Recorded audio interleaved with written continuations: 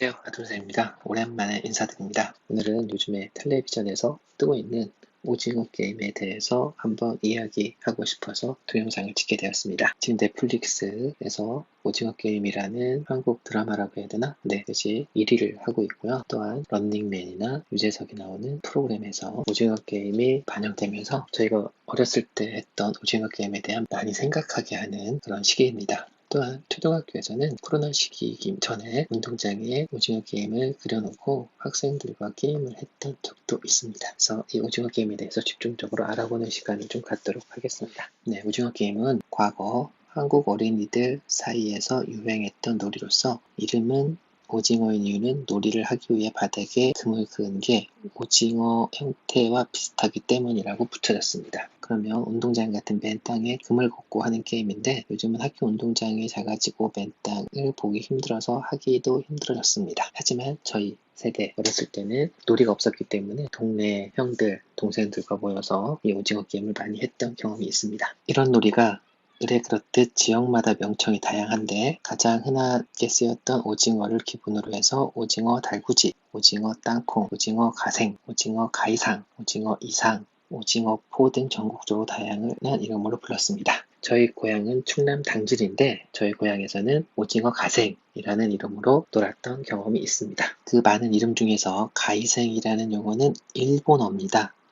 일본어 같은 느낌이 들어서 국립민속박물관에 발간된 한국민속촌예술사전에서는 가이상을 개전, 10개자의 싸움 전체니까 싸움을 열다라는 뜻이죠. 개전을 일본어 가이센으로 보고 땅에 놀이판을 그려놓고 겨루는 놀이에 십자 가이생, 팔자 가이생과 같이 가이상, 가이생, 가생 등이 붙는 이름이 많다고 합니다. 예를 들어 야생문화사전 김창규 2014년에서는 가이생을 편을 달라 붙잡히지 않으려고 아래쪽으로 갔다가 올라오는 놀이로 지금은 없어진 놀이라고 하기도 했습니다. 그 외에도 전쟁과 학교는 어떻게 아이들을 전쟁으로 내몰았나 지선 3일 2005년 책이나 금산의 민속놀이 간성보 1994년 책, 유성의 민속놀이 한상수 1999년 등의 문헌에서도 대체로 가이생의 어원을 일본어 카이센으로 보고 있습니다. 다만 대부분의 어원들이 그렇듯 명백한 근거는 부족하여 일본어와 관련 없이 우연히 비슷한 발음이었을 수도 있다라고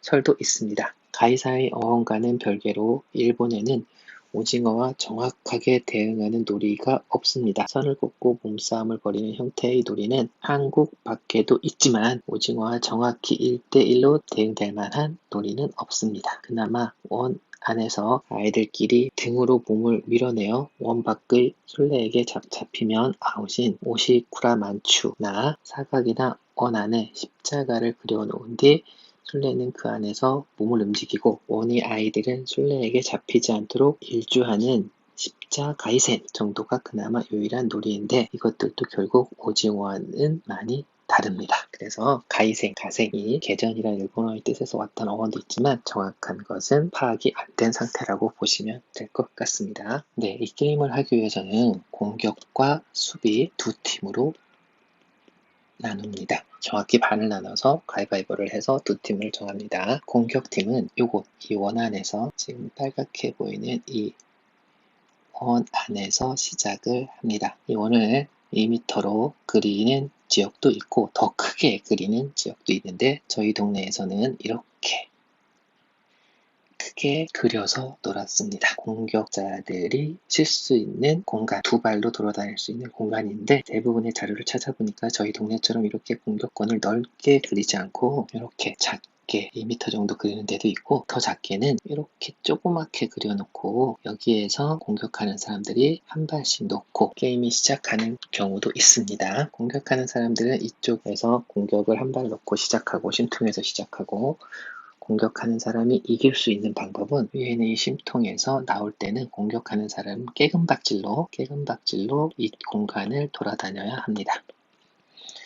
공간을 돌아다녀야 하는 거고요. 이 공간을 돌아다니다가 깨금박질 땅에 닿게 되면 공격자가 아웃이 됩니다. 아웃되는 경우 첫 번째는 공격권의 쉼터가 아닌 곳에서 깨금박질로 다녀야 되는데 깨금박질 하다가 힘이 붙이거나 해서 두 다리가 땅에 닿으면 공격자가 아웃이 됩니다. 또 보면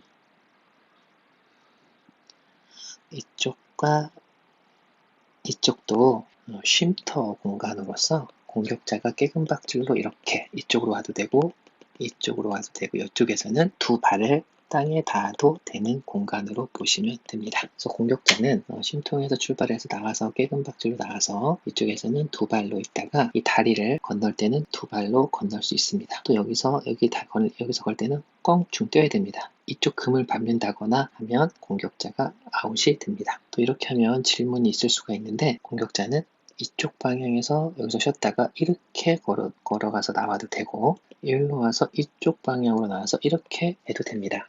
즉 공격자가 다리라고 되어 있는 부분이 있는데 공격자가 다리라는 부분을 통과하면 이제 공격자는 깨금박질을 않고 두 발로 이 모든 곳을 돌아다닐 수 있는 천하무적이 됩니다. 천하무적이 됩니다. 만약에 다리를 건너지 않고 이쪽으로 이렇게 바깥마당으로 올 경우에는 계속 깨금박질을 해야 되기 때문에 수비와 만나서 깨금박질로 만나서 두 발이 먼저 닿는 사람, 넘어지는 사람은 아웃이 되는 상태인데 이 다리를 넘음으로 인해 가지고 공격자들은 깨금박질이 아닌 두 발로 걸어다니거나 뛰어다닐 수 있기 때문에 천하무적이 됐다고 표현을 했습니다. 이 다리를 건넌 공격자들은 여기서 두 발로 자유롭게 들어와서 이쪽으로 들어와서 여기도 두 발로 수비와 몸을 겨뤄서 여기를 지나 여기 만세통이라고 있는 이 부분에 한 발 이상을 찍으면 공격자가 우승하는 놀이입니다. 그럼 수비수들은 무엇을 해야 되냐? 수비수들은 두 발로 걸어 다닐 수 있는 곳은 이 수입니다. 이곳에 공격자가 이렇게 왔을 때 수비 편집도 수비수들은 여기서 두 발로 있을 수 있고 이 다리를 넣는 공격자도 여기서 두 발로 있을 수 있어 몸싸움을 해서 넘어뜨렸다는 소리는 손이 땅에 닿는다는 소리죠. 먼저 아무나 넘어지거나 이 금 밖으로 밀어내거나 하면 수비나 공격자는 아웃이 됩니다. 즉 수비수들은 이 다리를 넘은 공격사가 이 만세통이라는 곳을 밟지 못하도록 공격자를 가속 밀어내거나 넘어뜨리거나 해야 되겠죠. 또한 수비수들은 공격자들이 이 다리를 건널 때 이쪽에서 지키고 있다가 다리를 건너는 공격자를 밀어서 금을 밟게 하거나 금 밖으로 밀어내거나 끌어당기서 이 라인을 벗어나게 되면 다리를 넘으려던 공격자를 아웃시킬 수 있습니다. 이쪽은 수비 편집이라고 되어 있습니다. 이쪽에서만 수비수들은 두 발로 있을 수 있고 이 다리 부분까지 두 발로 있을 수가 있습니다. 이 부분까지는 다 수비수들이 여기까지 왔다 갔다 할 수 있다. 수비수들은 그렇지만 여기 공격 편집이라고 돼 있죠. 이쪽에 수비수들이 이쪽 라인을 기준으로 여기에 있을 때는 깨금박질로 있어야 됩니다. 또한 공격자 중에 다리를 건너지 않고 바로 이쪽으로 와서 수비편과 깨금박질로 여기까지 통과해서 간 사람은 공격자가 깨금박질로 만약에 수비편을 피해서 여기까지 왔다. 여기는 공격편이 집이니까 여기까지 도착한다면 공격자는 다리를 건너지 않아도 두 발로 있을 수 있습니다.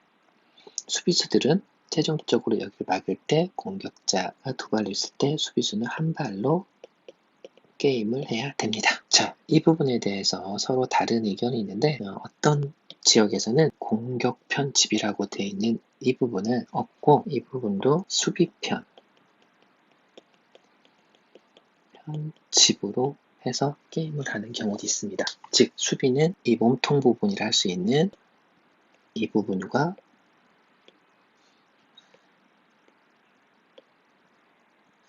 이 부분에서 모두 두 발로 걸을 수 있다는 이 몸통 부분이라고 할 수 있는 이 부분에서 노란색 칠해져 있는 안쪽 부분에서는 모두 깨금박질을 않고 두 발로 할 수 있다는 지역이 있습니다. 그래서 이거는 지역마다 게임의 룰이 조금씩 구전되어 오면서 놀이 방식이 달랐기 때문에 처음에 학생들과 게임을 할 때는 게임 규칙을 정확히 정하고 하는 것이 좋을 것 같고요. 요즘 텔레비전에서 나오는 오징어 게임의 경우를 보면 지금 노란색 부분을 다 수비 편집으로 생각해서 게임이 이루어지는 경우가 많습니다. 공격에 성공하는 경우는 공격팀이 몇 명이 시작했든지 간에 한 명이라도 살아서 다리를 건너서 일로 와서 수비수와의 몸싸움에서 이겨서 일로 와서 만세통에 한 명이라도 발을 밟는 사람이 있으면 공격팀이 우승하고 또 공격을 할 수 있고요. 수비팀이 우승하는 경우는 공격팀을 모두 쓰러뜨리거나 금을 밟게 하거나 밀어내거나 끌어당겨서 공격하는 사람을 모두 아웃시켰을 경우에만 수비팀이 승리합니다. 그런 경우에는 공격과 수비가 체인지, 교체되면서 수비였던 팀이 공격을 시작하고 공격했던 팀이 수비를 시작하는 게임입니다. 다시 한번 정리해 보도록 하겠습니다. 경기장은 커다란 동그라미, 세모, 네모 모양이 붙어있는 곳으로 하게 된다. 위쪽 동그라미는 공격 측 집이 되고 아래쪽 동그라미는 수비 측 집이 된다. 세모, 네모 부분은 수비 진영이다. 공격 측의 목표는 머리에서 출발하여 수비 측의 집을 거쳐 오징어의 몸통을 침투하여 다시 집으로 오는 것이다. 세모 부분의 한쪽 모서리는 공격 중의 동그라미와 겹쳐져 공격이 들어와 그곳에서 터치하여 만세를 부르는 데 성공한 경우 또다시 공격이 가능하다. 반대로 수비 측은 공격 쪽을 모두 제거해야 하며 이 경우 공수가 교체된다. 수비 측의 세모와 네모 부분 사이에 좁은 통로가 있는데 다리가 있는데 기본적으로 오징어의 몸통 밖에서는 한 발로 플레이해야 하지만 공격 측이 이 통로를 한쪽에서 반대쪽으로 통과하게 되면 이후부터는 두 발로 플레이를 할 수 있다. 오징어의 몸통을 통과하지 않아도 만세가 가능하다. 이 경우 수비 측은 네모 부분에서 넘어지게 되면 아웃이 되고 세모 부분에서는 한 발로 플레이해야 하므로 공격 측이 불리한 조건이다. 공수 양측에서 한 발로 1대1 맞짱이 자주 이루어진다. 거의 동시에 넘어지더라도 조금이라도 먼저 넘어진 쪽이 패배이며 조금이라도 나중에 넘어진 쪽은 계속해서 플레이를 할 수 있다. 네모 부분의 입구를 제외하고 오징어 몸통 안쪽에서 바깥쪽으로 밀어내거나 바깥쪽 안쪽으로 딸려와도 아웃이다. 공격 측에서 소극적인 공격을 펼치면 수비 측에서 공격 진영으로 들어가는 경우도 있다. 수비 측은 공격 진영에서 원칙적으로 한 발로 플레이하지만 진영에 들어가서 누군가가 감방을 외치게 되면 이후로 수비 측도 모두 두 발로 플레이를 할 수 있다. 오징어 가이상이 아닌 오징어 이상이라고 기억하는 경우도 있다고는 하지만 십자 가이생, 팔자 가이생과 같이 방바닥 놀이의 명칭에 가이생의 공통으로 붙는 경우가 많은 것으로 보아 아버지 가방에 들어가신다식이 오류에 가깝다고 합니다. 이 상태를 지역에 따라 다르게 부르는데 무한도전에서는 철인, 오징어 게임, 드라마에서는 암행어사로 나오기도 했습니다. 넷플릭스 오리지널 드라마 오징어 게임의 모티브가 되었으며 무한도전의 명수는 12살 에피소드에서 오징어 게임이 등장했습니다. 네, 지역마다 그림의 형태나 게임의 규칙이 조금씩 다르지만 기본적인 그림을 칠판에 아이들과 한번 그리면서 공격과 수비의 정확한 위치 및 규칙을 익힌 다음에 코로나가 좀 나아지면 넓은 운동장에서 오징어를 그리고 오징어 게임을 하면 좋겠습니다. 빨리 그런 날이 오기를 바라며 마치겠습니다. 아tum쌤이었습니다.